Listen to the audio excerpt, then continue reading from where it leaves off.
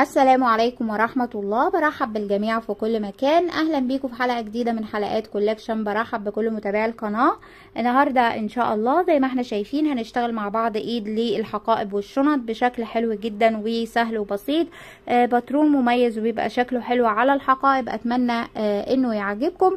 وقبل ما نشوف تطبيق النهارده خليني اذكر كل حبايبي واصدقائي اللي بيشوفوني او بيتابعوني لاول مره اننا على القناه اشتغلنا مجموعه مميزه جدا من الباترونات المختلفه للحقائب والشنط. لو حابه تتابعي اي باترون منهم هتلاقيهم كلهم متوفرين على اول تعليق مثبت تحت الفيديو، وكمان بيظهروا على شمال الشاشه في علامه الاي. تقدري تتابعي الباترون اللي تحبيه وتطبقيه معايا خطوه بخطوه. اما دلوقتي خلينا نشوف بقى الادوات وطريقه التطبيق لباترون النهارده. الادوات اللي هستخدمها هشتغل على خيوط الكريستال المكرميه الفرنساوي رفيعه. هستخدمها على فتلتين عشان تبقى سميكه شويه بالشكل ده كده. طبعا تقدري تستخدمي اي خامه متوفره عندك وحابه تشتغلي منها نفس الباترون.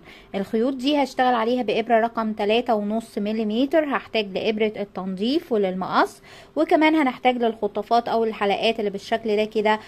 طبعا هنحتاج لخطافين اللي هما بيتركبوا في الشنطه او الحقيبه من الاتجاهين، ودول موجودين ومتوفرين في نفس الاماكن اللي هتشتري منها الخيوط او مستلزمات الكروشيه في قسم الاكسسوار. اول خطوه هنبتدي نعملها هنشتغل حلقه البدايه بشكل طبيعي. بسحب من الخيط 1 2 وبشد طرف الخيط بالشكل ده كده، وهرتفع على البدايه ب7 غرزه سلسله. 1 2 3 4 5 6 7 سلاسل بالشكل ده كده. بعد كده هلف الخيط على الابرة 3 مرات. 1 2 3 بالشكل ده كده، وهروح على اول سلسلة من ال7. شايفين اول سلسلة سلسلة البداية، وهسحب الخيط.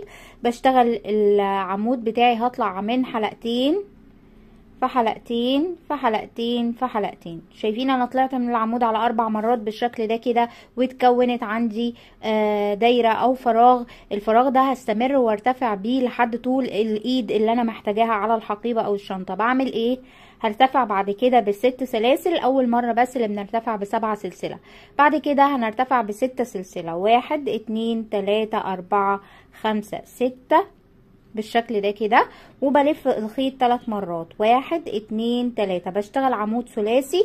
وبشتغله فين؟ شايفين الفراغ اللي انا اشتغلته بالشكل ده كده؟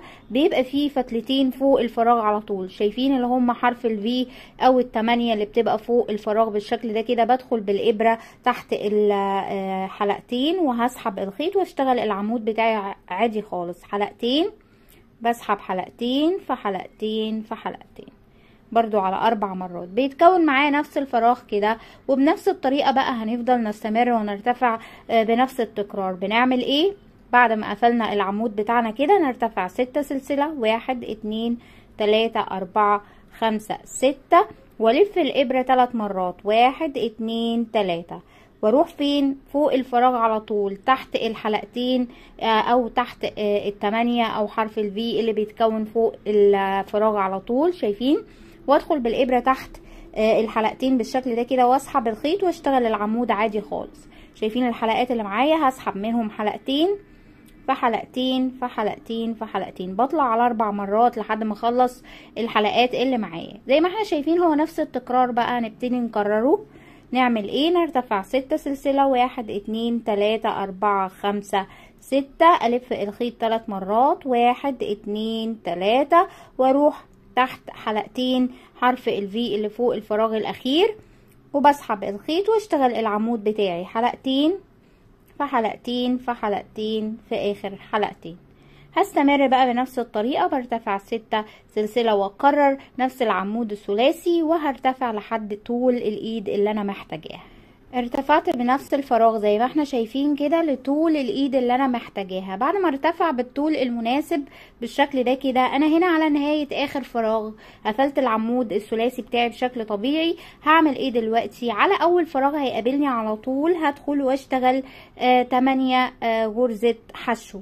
بدخل بالشكل ده كده. شايفين العمود اللي كنت بشتغله اهو؟ هرجع عليه واشتغل 8 حشو. الغرزة البسيطة اللي هي حلقتين وبطلع منها كده رقم 1، واكرر 2 كلهم على نفس الفراغ، وبلف على نفس العمود الثلاثي اللي كنت بشتغله كده. 4 5 6 7 8. شايفين 8 غرز جوه الفراغ الواحد بالشكل ده كده. وهنتقل على طول على الفراغ اللي جاي وعلى نفس المكان برضو على العمود اهو اللي كنت بشتغله، العمود الثلاثي، وهسحب 8 غرزة حشو، نفس الغرزة البسيطة، حلقتين وبطلع منها كده 1. وهكرر بقى على نفس الفراغ 2 3 4 5 6 7 8 بالشكل ده كده. شايفين بنلاقي عند الغرزة رقم 8 الفراغ انتهى معايا.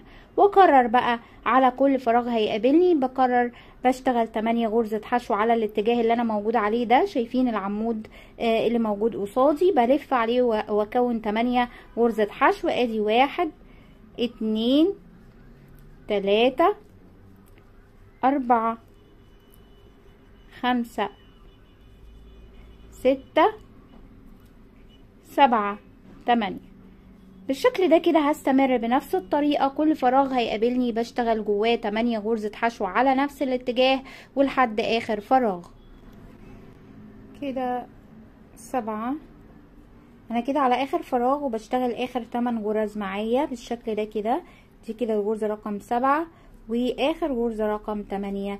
بكده انا اشتغلت الفراغ الاخير زي ما احنا شايفين مع بعض كده على طول السطر كله اشتغلت بنفس الطريقة.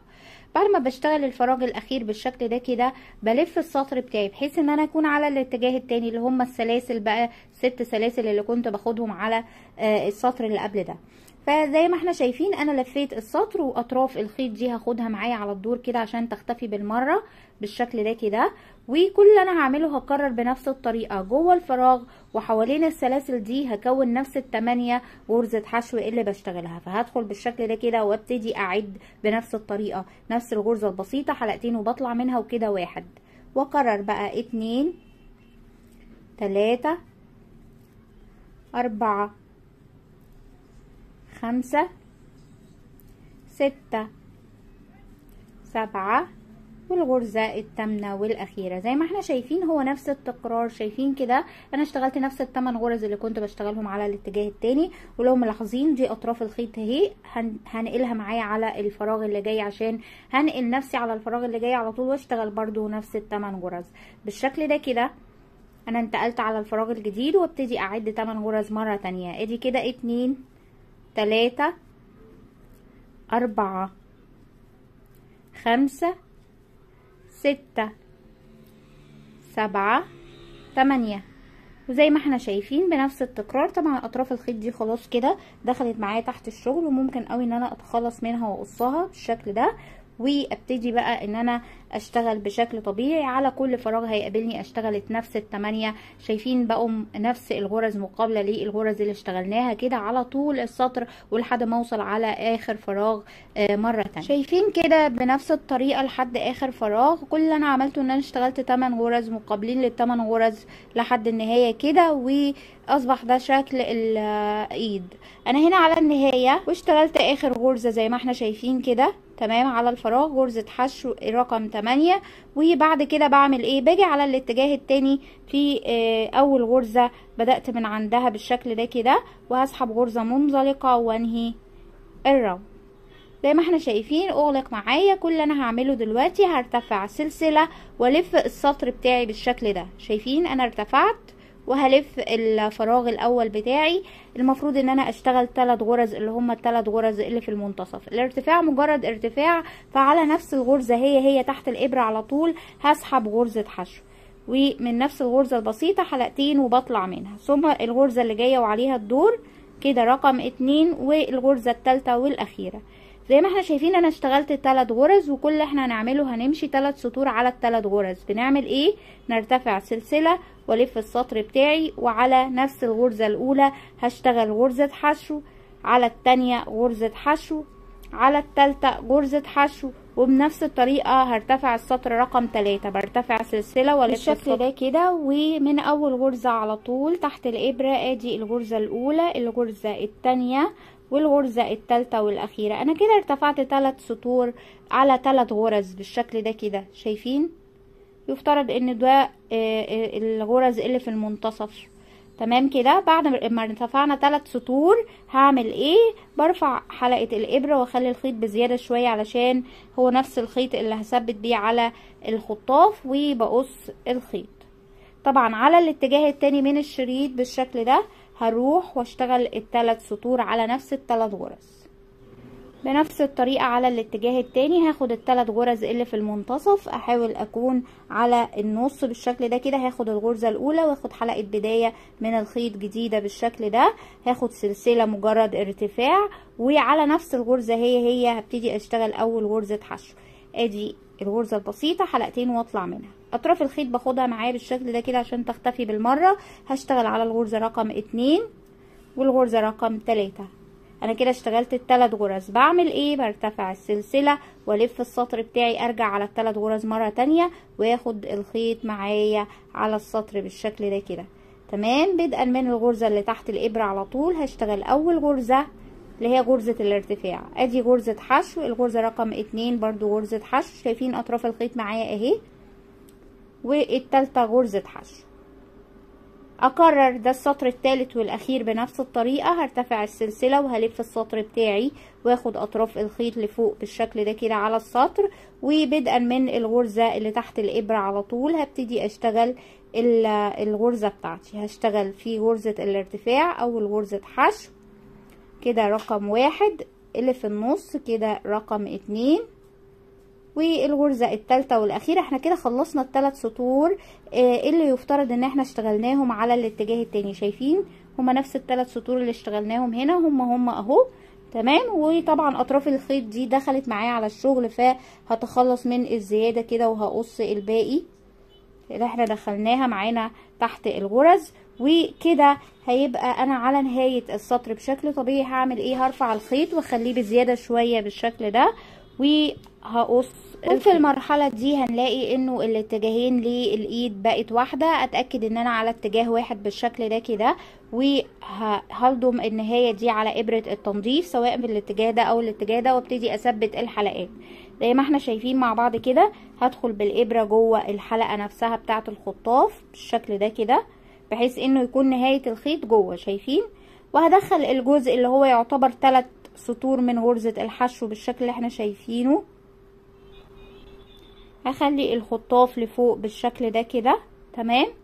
وبعد كده هتني الجزء اللي هو ال3 سطور بالشكل اللي احنا شايفينه كده. هتنيه على بعض وعلى حلقة في نفس الوقت، وبخياطة عادية خالص هبتدي اثبته.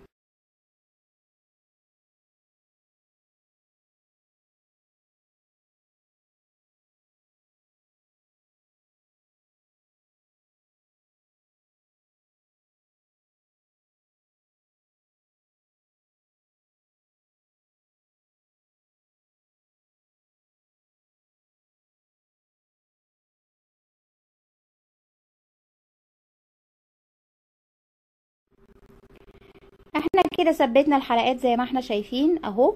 واتاكد بقى انه الايد بتاعتي على اتجاه واحد. شايفين انه وش الخطاف يبقى لفوق بالشكل ده كده. اتاكد بقى انه على اتجاه واحد بالشكل ده، وهروح على الاتجاه التاني عشان اركب الخطاف بنفس الطريقة. هدخله في الجزء ده كده والضم في ابرة التنظيف، وبخياطة عادية خالص هتني الجزء ده كده، وبسراجة عادية اقفل الجزء على زي ما احنا شايفين بعد تثبيت الخطافات على الاتجاهين اصبحت الايد جاهزة معايا على الاستخدام. زي ما احنا شايفين قد ايه شكلها حلو جدا، وطبعا دي نفس الايد لكن من لون مختلف.